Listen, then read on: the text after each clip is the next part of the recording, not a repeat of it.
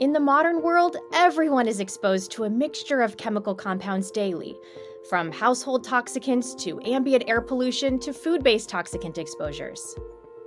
Trace metallic compounds in seafood, pesticide residues in fruits and vegetables, and hormones found in dairy products may all contribute to the accumulation of toxins in the gut microbiome, and they may have downstream implications for a patient's overall health. Toxic exposures and total toxic burden are vital considerations during the clinical assessment for chronic disease. So we're looking at the diet as a source of toxins. What we've done is not only have we put toxins into the diet, we've removed from the diet nutrients we need to protect ourselves from the toxins. So it's any wonder we have the highest burden of chronic disease in every age group ever in human history. On this episode of Pathways to Wellbeing, we welcome renowned clinician, researcher, and thought leader, Dr. Joseph Pizzorno, to discuss the impact of toxins on gut health and how to identify clinical indicators of toxic overload. Welcome to the show, Dr. Pizzorno. Well, thank you. I'm very much looking forward to chatting with you today. Well, as a fellow naturopathic doctor and at one time a naturopathic student, I've had the privilege of learning from you for over 15 years. And you've taught so many of us the importance of assessing exposures to environmental toxicants. We know that those cumulative exposures can contribute to systemic inflammation and immune dysfunction and endocrine disruption. But I think as a clinician, that's why it's so challenging, because this could pop up anywhere. So, taking a macro view of this issue, will you describe to us some of the hallmark symptoms that you're looking for that would prompt a clinician to say, wow, I really need to dig a little deeper here? Yep, and that's the key question. Yeah. So I've been studying this for a long time, and not only have I been looking at what these toxins do to the body to cause disease, but how do you recognize them as early as possible? Yes. I think that's the key factor.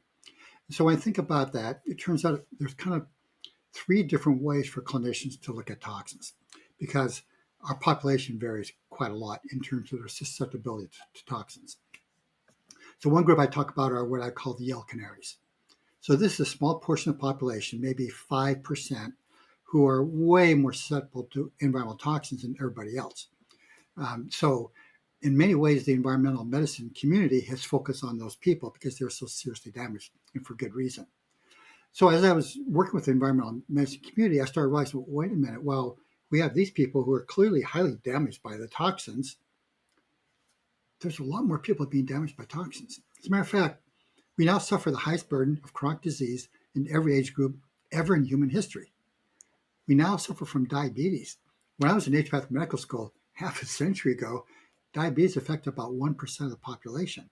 I remember being so excited when I saw my first diabetic patient in my practice after 6 months. And I was a really busy doctor, so it wasn't like I didn't have many patients. There just wasn't much diabetes.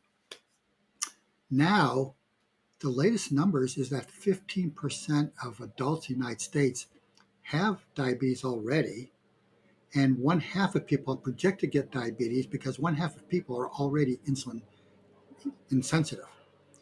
So that was the first disease I looked at because it increased so much. Why is that happening? So I looked at, well, people are consuming too much sugar, and obviously diabetes is loss of sugar control. But when you look at the research on sugar consumption, it peaked about 50 years before the diabetes epidemic. So while sugar may be contributing to it, does not explain it.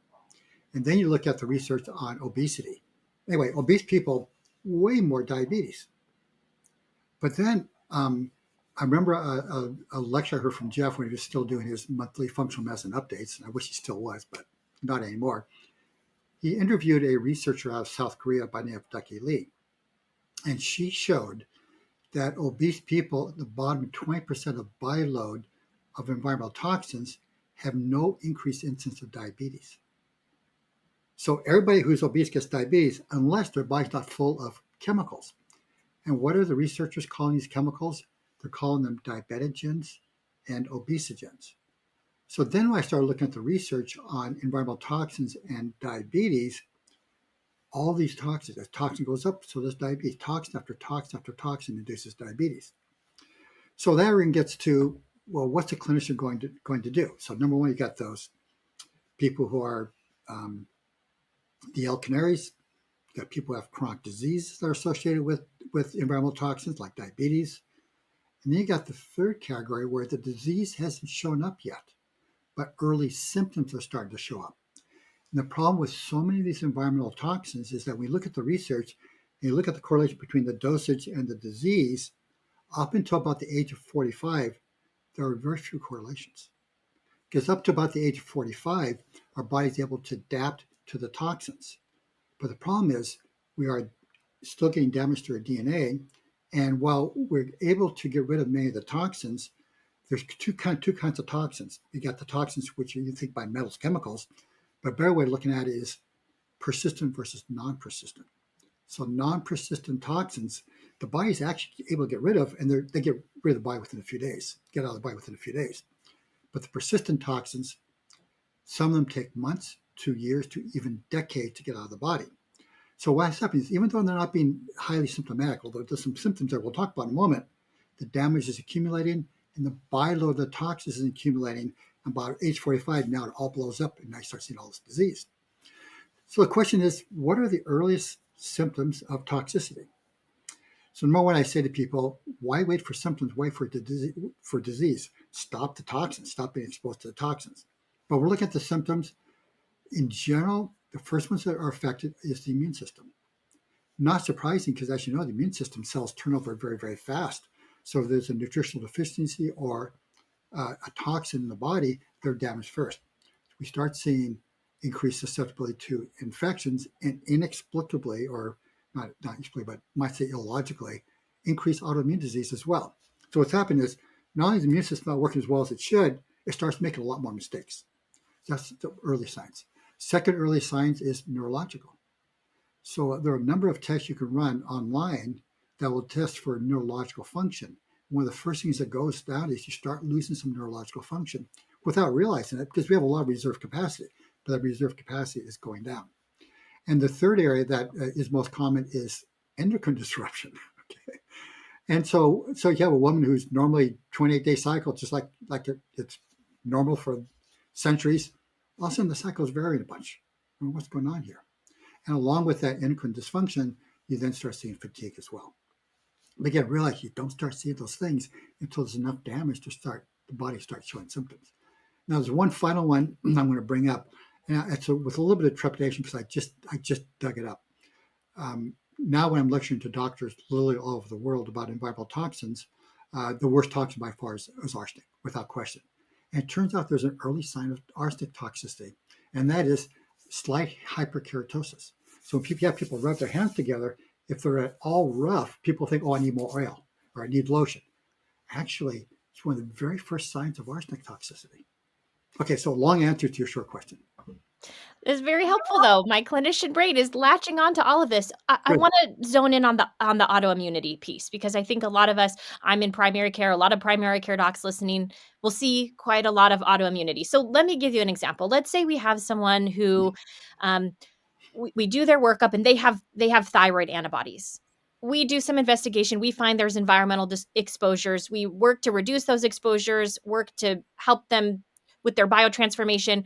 Are we going to see a reversal and see those antibodies lower? I mean, is this something we can unwind once we get rid of the exposure? Oh, absolutely. They showed in the laboratory that with people who are having autoimmune disease, and by the way, I've always thought to myself, why would our smart bodies start becoming autoimmune and start fighting themselves? I mean, if we had that function in our body, we would have ceased to exist as a species a long time ago.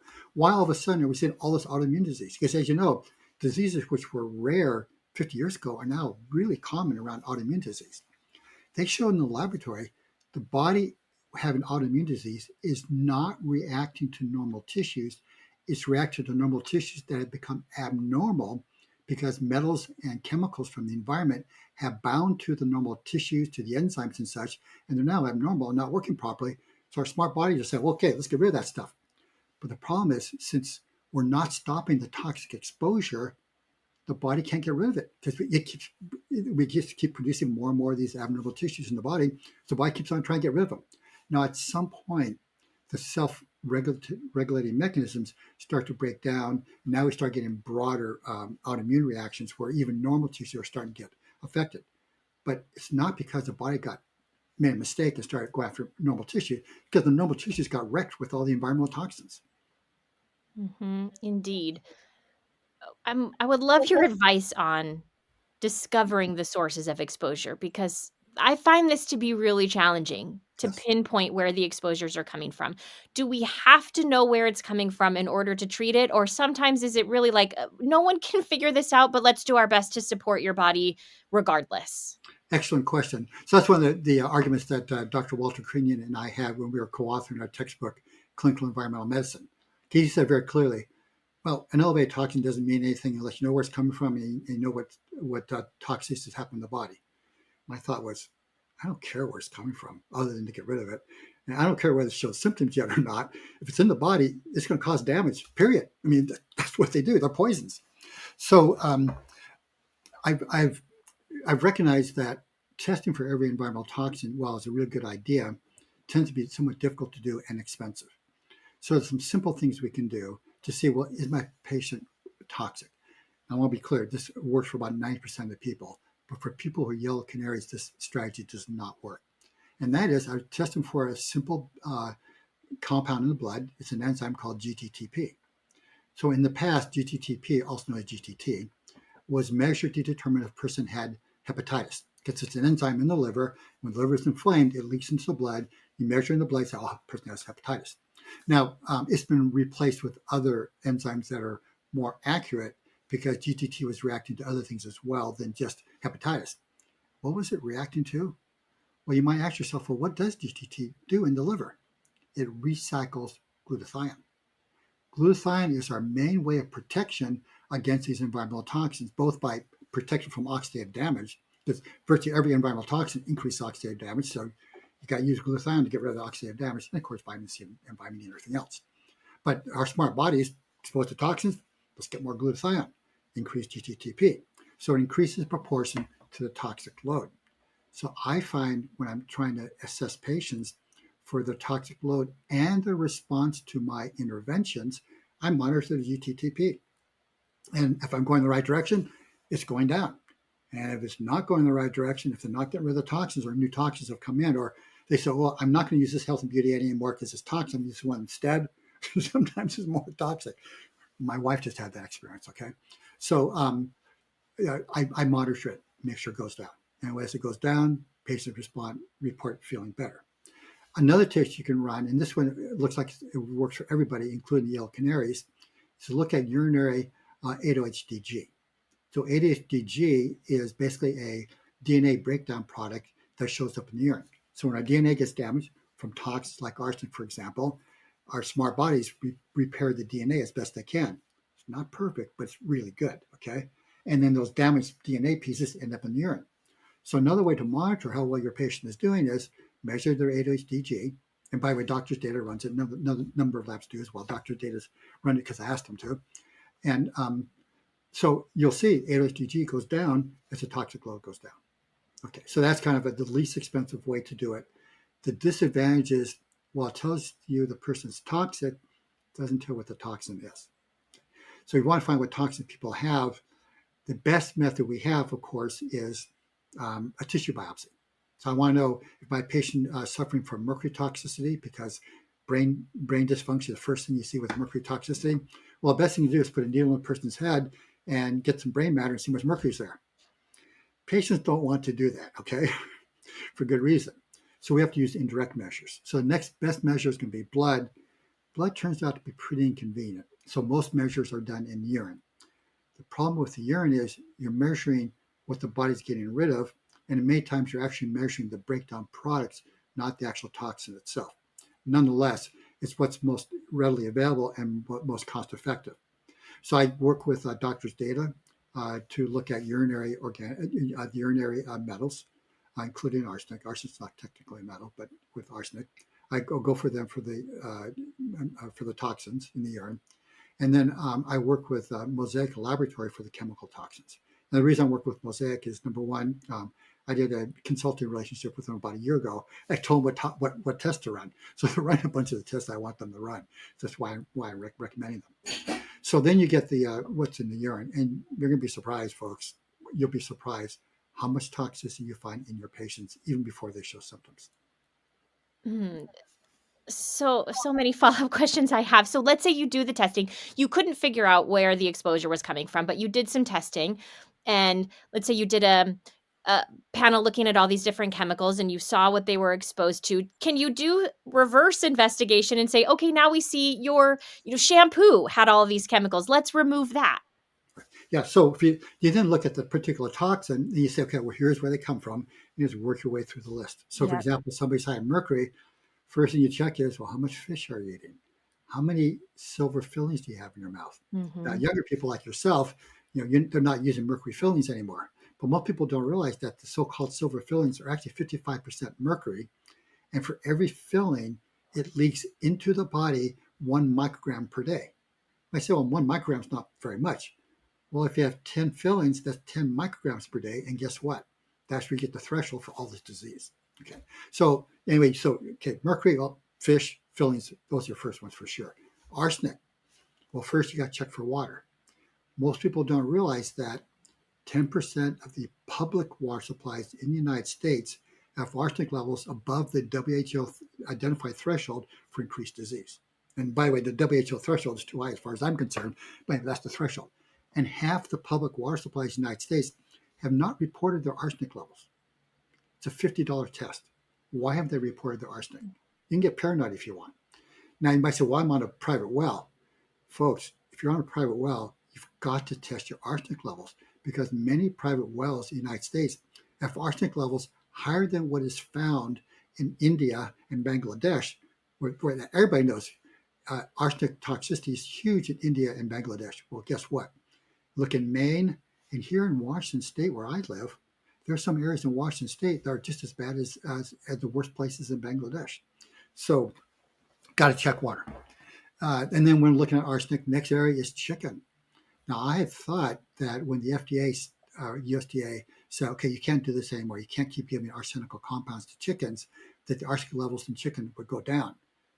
Interestingly enough, they've not gone down very much at all. So chicken starch ends up being a significant source of arsenic. And the next major one is going to be rice.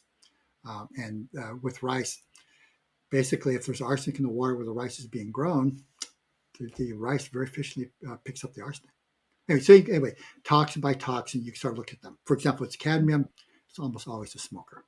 When I did a corporate wellness program in Canada where I assessed toxic load in 4,500 oil field workers, I could immediately determine which ones were the smokers because their cadmium levels were twice as high as the non-smokers.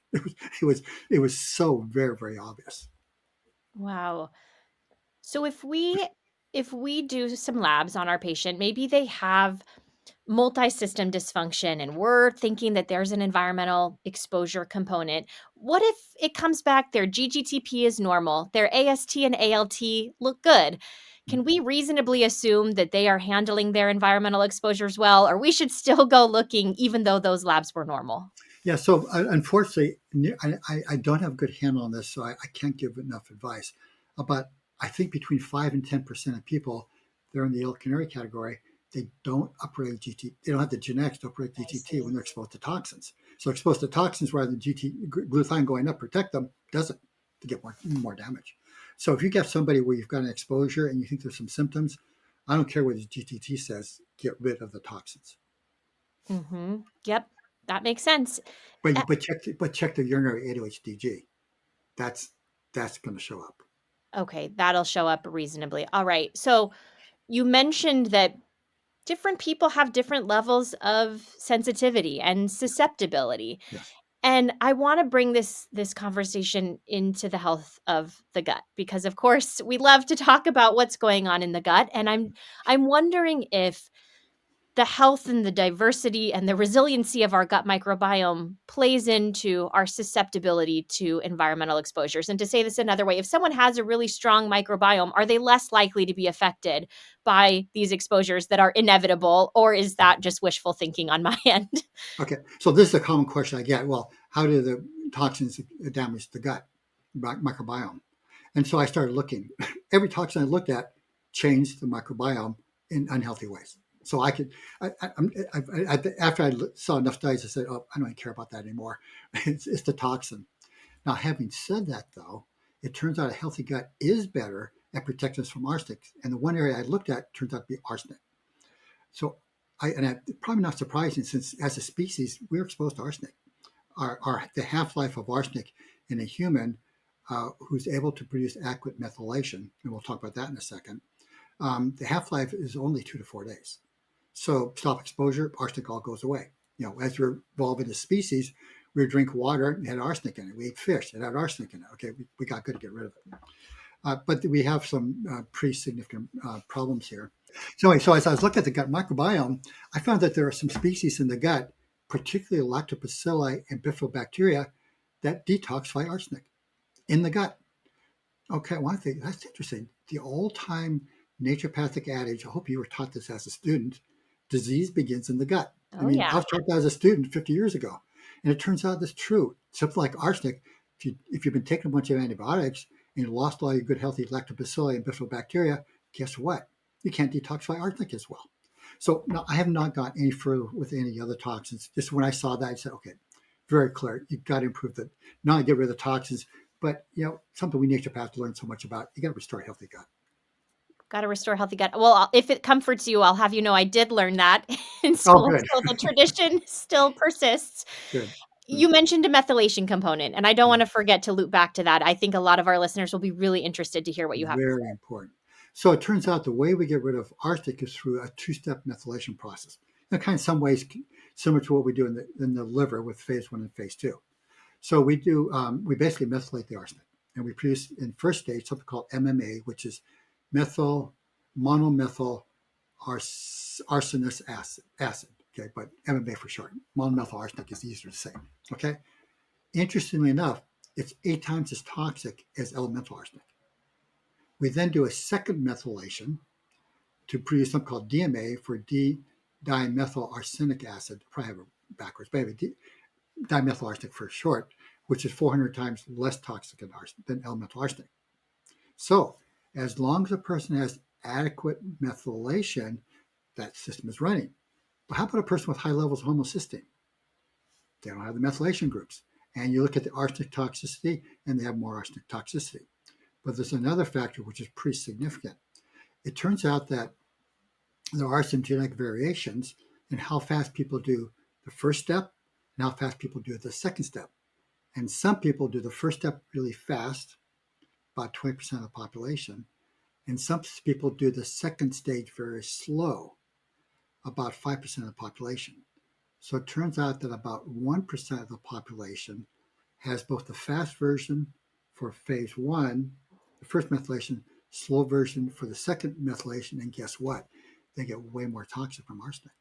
So another example why these foundational things about health are like maintain a healthy homocysteine level, where you may think about for cardiovascular disease, but it also so much of the arsenic toxicity. I mean, what disease do you get when people have elevated arsenic? Cancer, heart disease, stroke, diabetes. Well, homocysteine, elevated homocysteine increases all those as well. Could it be that the mechanism is not so much the methylation problem, but it's actually more damage from the arsenic? 1/3 of Americans have arsenic levels high enough that are known to induce disease in humans. 1/3 of people. So you add the number of people with elevated homocysteine, and guess what? More disease from arsenic. You're reminding me, I I have this subset of patients who have, I guess, what we would call histamine intolerance. Mhm. They have a lot of gut dysfunction going on, methylation problems, and with those patients, I sometimes wonder, should we really just be looking for environmental toxicants because there's clearly something going on that is preventing them from doing all the things that they need to do in their gut? Yeah, another great question.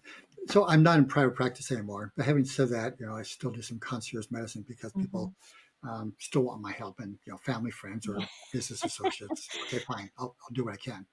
So what I do is I say to them, okay, well, tell me what disease you got you can't fix, but I don't care too much about the disease. I'm going to test your nutritional status. I'm going to check your toxic status. I'm going to check your genomics. And we use that to get your nutrition optimal, get all the toxins out of your body, teach you a bit more about how to eat properly. We'll see what's left over.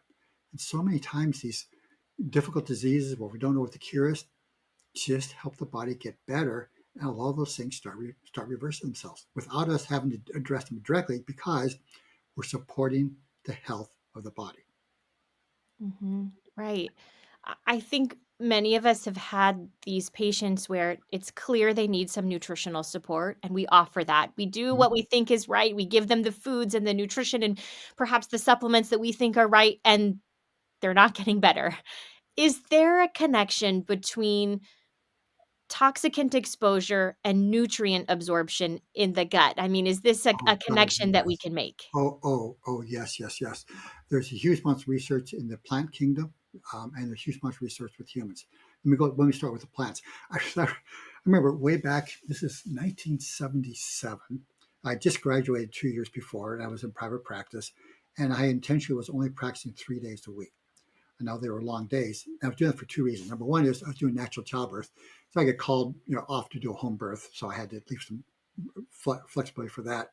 But the other part was so that I could read medical literature. So I read this really interesting study.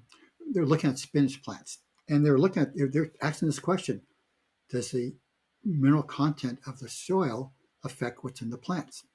So they did an interesting experiment. They looked at the zinc content of spinach and the cadmium content of spinach.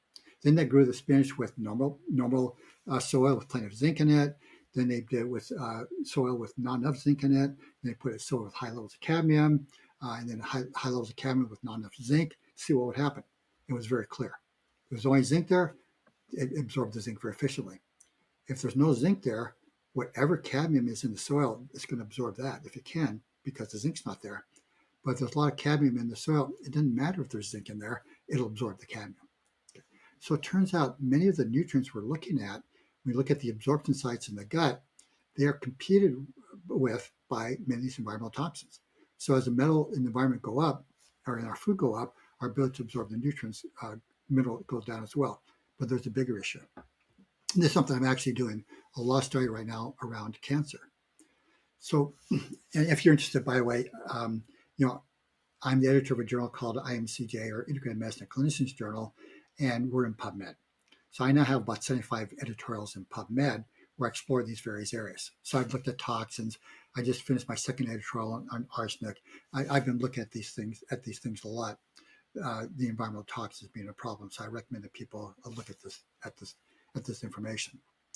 But having said that, it's very, very clear that the one I want, in particular, want to mention is a lecture, an lecture I published maybe 3 years ago, tongue in cheek, unimportant molecules, name of the article.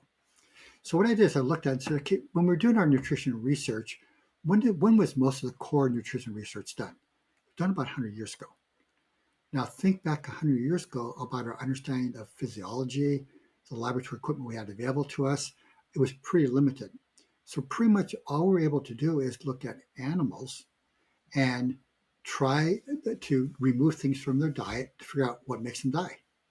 And now with humans, we also had some epidemics of nutritional deficiencies that we saw some things there like bearberry, and the lack of vitamin C in the British sailors getting scurvy. There's some things we recognize, but the vast majority came from animal research. So it's based on what in food is necessary to keep animals alive. We found these vitamins, we found these minerals, these fatty acids, the amino acids. You add them all together, 43 molecules and elements. So we decided that's all that's important in food because it's what's necessary for life.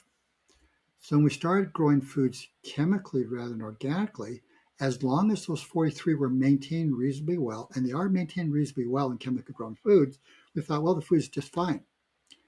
You got to start asking yourself the question, how many molecules are there in food?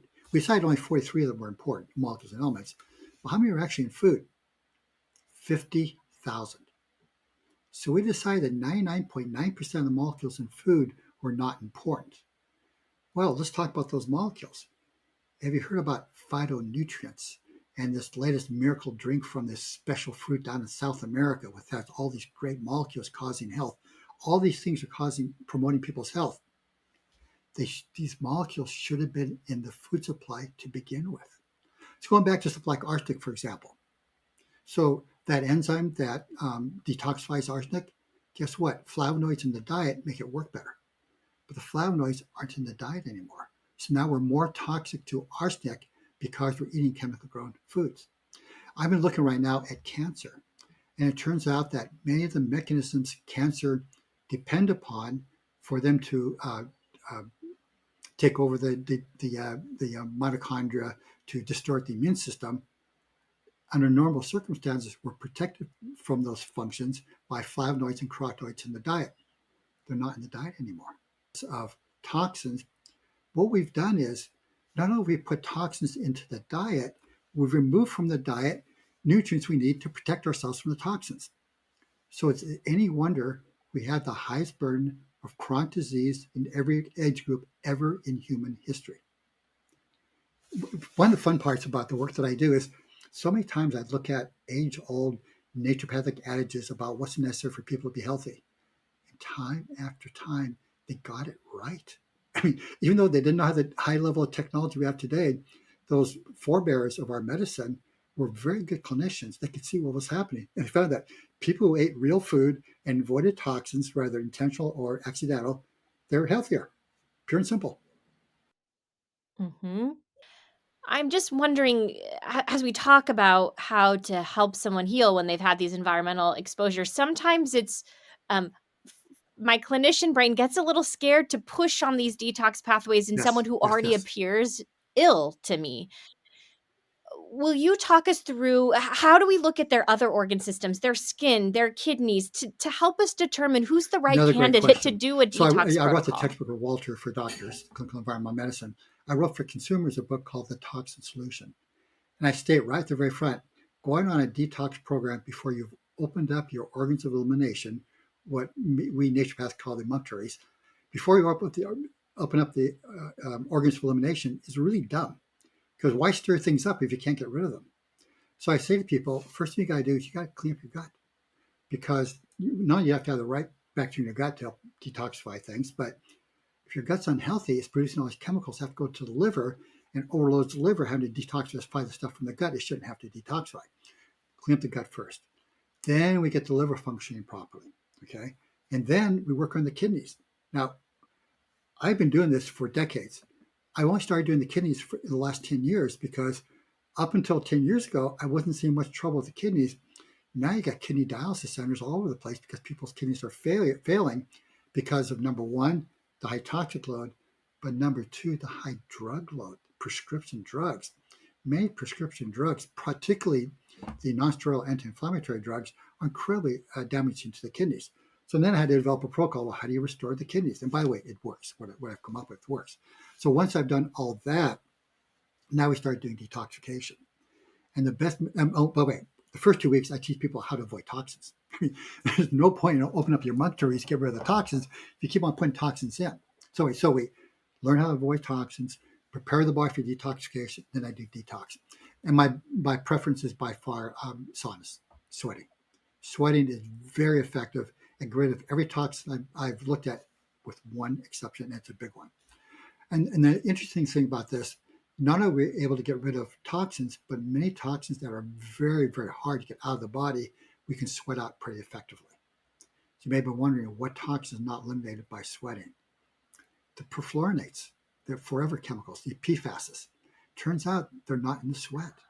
So these, another man-made chemical, new to nature, we've never been exposed to fluorinated compounds before. We can't get rid of them. They're real, they have half-lives in the body from typically 2 to 7 years. They're really hard to get rid of. And my fallback, the one I've used in so many patients successfully, sweating, doesn't work. Mm. Well, this is where I think I my paranoia enters of, okay, I really have to be diligent about avoiding these chemicals because we don't have any reliable ways to remove So them. actually, there's one more thing I want to add to this because I think it's going to help handle the question you're going to have. So sometimes we see patients that are so toxic, no matter what we do with them, even giving them vitamins, they get worse. There's a trick for these patients, okay? And it comes from how we evolved as a species. And let's look at mercury as an example, because I actually have both animal data and I got some limited human data on this. So every day we excrete into the gut 1% of the body load of mercury. That's pretty good. When we ate fish as we evolved as a species, and you're going to get some mercury there as well as arsenic. Well, let's be able to get rid of it. It's not great, okay, but we can get rid of it. And then we reabsorb 95% of the mercury dumped into the gut back into the body through intrahepatic recirculation. So why would our smart bodies waste all that energy, mainly glutathione, producing glutathione to get rid of the mercury, and then just reabsorb the mercury? It's because as we evolved as a species, we consumed 100, 150 grams of fiber a day. Now we only consume 15 to 20 grams of fiber a day. So our bodies are expecting the fiber to be there to bind to the garbage the liver is getting rid of to get out of the body. If fiber's not there, we reabsorb the stuff. So when I have somebody who's really toxic, the easiest thing I can, not easiest, but pretty much the only thing I can do for them is increase the fiber in their diet so that what mechanisms are working will have a chance to get rid of the toxins rather than just keep reabsorbing them. Mm-hmm. So you increase their dietary fiber, and then you just how do you know you're ready to move on? Do you try something and see if they feel worse, and then you back it down? Yeah, Yeah. in many ways it's just trial and error. Just be really slow, really Yeah. careful, and because a lot of my first experience with environmental toxins with this corporate wellness program I did in Canada, where I had 4,500 oil field workers. Now, when I found toxicity with them, since they weren't my patients, I would see them like every 2 or 3 months. In this Mhm. program, I had to develop some really safe protocols for getting toxins out of people's bodies. So they're relatively slow, but they don't have adverse reactions for people. And so I found over the time, what I'm going to do is stop the exposure as much as I can, and very gently and slowly get them out of the body. That's what seems to work best for me. Right. Along these lines, I have to ask you this. I have a fertility practice, and Mm-hmm. I've taken lots of courses from you on detoxing for fertility. And I think the question that always comes up in those courses is, can you help me create a timeline? How far in advance of when someone's actively trying to conceive can I safely detox them so I'm not mobilizing all these toxins in early Yes, please. pregnancy? Great. Good thinking. So if it's a woman, I like a year. If it's a man, I like 6 months. Okay. So I just Hmm. pure and simple. They don't want to hear that. I mean, people come to me. They don't want to hear that. I said, all I can tell you is the best that I know. Some toxins are really easy to get rid of, but some of those persistent toxins are very hard to get rid of. And unfortunately, the research shows that the mother concentrates toxins in the fetus. Now, when I was in school 50 years ago, we were taught mother does everything she can to protect the fetus, gives the fetus the best nutrition, protects from all the toxins, things like that. Now it looks to me like Mother Nature says, mothers are really important. I can produce a lot of fetuses, so let's get rid of those fetuses, get rid of those toxins as quickly as possible. So things like PCBs, for example, polychlorinated biphenyls, which are directly correlated with breast cancer, the major factor for breast cancer. Well, we know that when women breastfeed, it's the most effective way to get rid of PCBs. So as women breastfeed, the PCBs goes down, and the breast cancer risk goes down. Where are the PCBs going? They're going to the poor babies. Okay. All right. So that's very motivating to do some detox work before we're actively trying to conceive. Absolutely. You want a baby with a good brain and functioning properly, you got to get rid of the toxins. I mean, look at organophosphate pesticides, really commonly used in food today. Okay.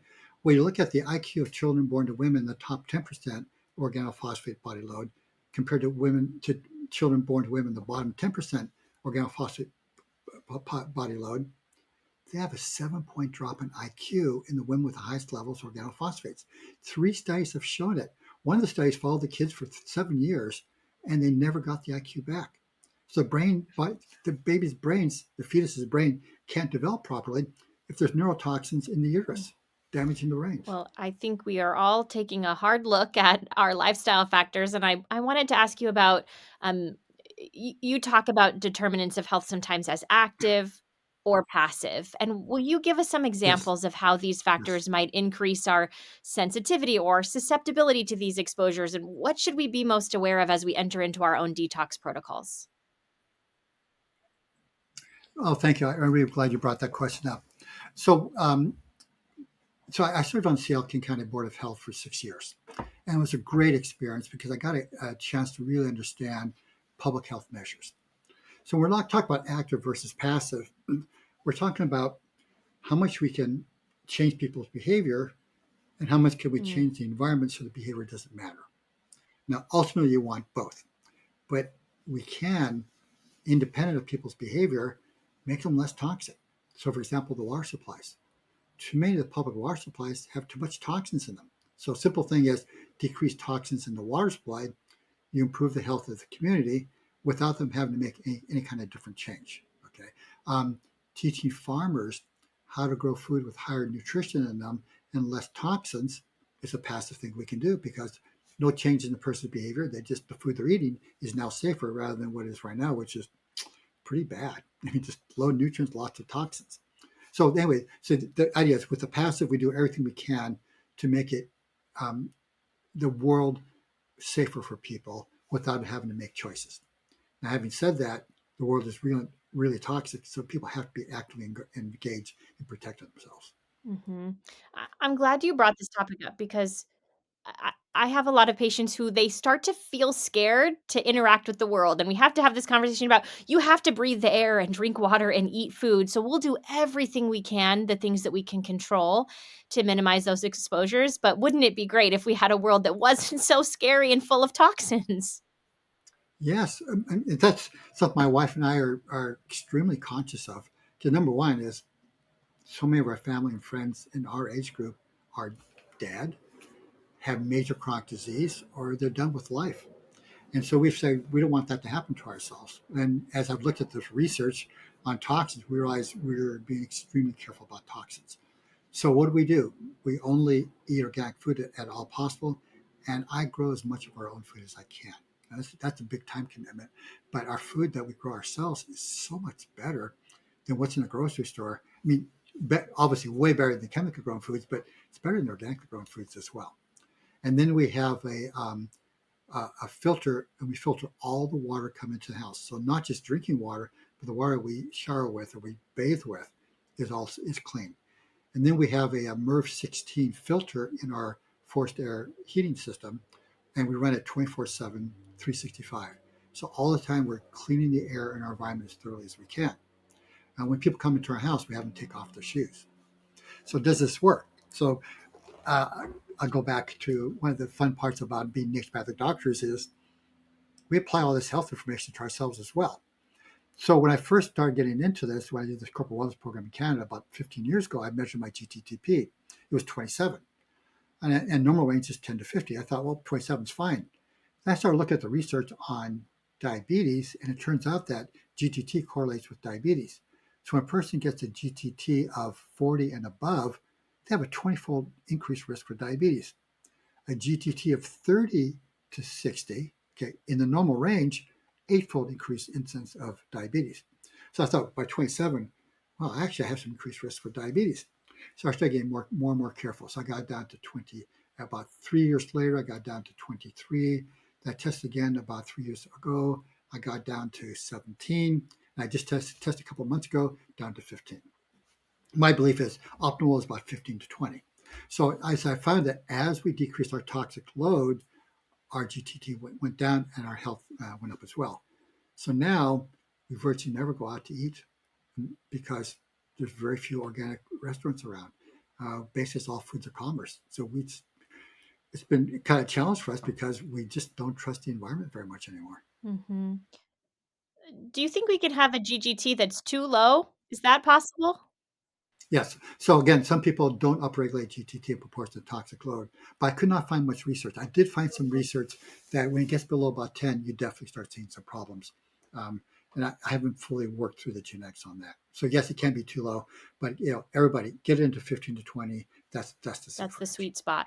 We've talked about a lot of things we can do in terms of lifestyle and how you have filters in your home and you're increasing dietary fiber and phytonutrients.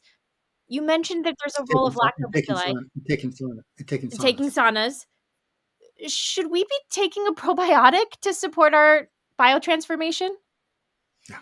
You want as broad a spectrum probiotic with as many normal human organisms as possible because we have these constant challenges from the environment trying to kill off our microbiome. Even if we're not taking antibiotics, many of the foods have antibiotics in them. and as well as the toxins we're being exposed to, trying to change our microflora from healthy to unhealthy. For anyone who's listening as we wrap up this episode, maybe there's clinicians who are listening or even patients, and they suspect that they need to take a deeper dive into environmental toxicants, but haven't made the leap yet. What advice do you have for someone who's just getting started in their environmental exposure Great. So if it's a investigation? consumer, obviously my book, The Toxin Solution, and for clinicians, of course, my textbook, Clinical Environmental Medicine. I'm right now taping a lecture on environmental medicine, kind of introduction to environmental medicine for full script, and it'll be available probably at the beginning of 2025. And I'm going to be using that as a stepping stone to a comprehensive environmental medicine course that I'm developing, which will be about 17 hours of lecture. And then my friends, Doctors Lynn Patrick and Emery Fine, have an advanced environmental medicine course. So people really want to get into it. They have a very sophisticated 40 or 50 hour course with all kinds of educationals and tests and things for those who want to deeply get into it. And then, of course, in functional medicine, we now have our detox module that does more than just environmental medicine, but has environmental medicine in it. And that's a useful experience for people as well.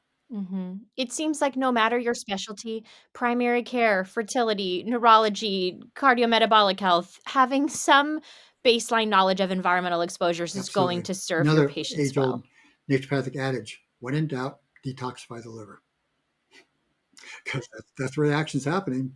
Well, that seems like a great piece of advice to walk away with. So, Dr. Pizzorno, I really appreciate spending time with you today. Thank you so much for sharing all of these insights, and we look forward to all the work that we know you'll be sharing in the Well, future. thank you, and thank you for what you're doing. It's so much fun to do an interview with somebody who's actually understands the field and can ask good questions. It's a lot more fun for me. Thank you. Such a pleasure. Thanks, everyone. We'll see you next time. To join the conversation on this topic, visit IFM's pages on Facebook and Instagram. For more information about functional medicine, visit ifm.org.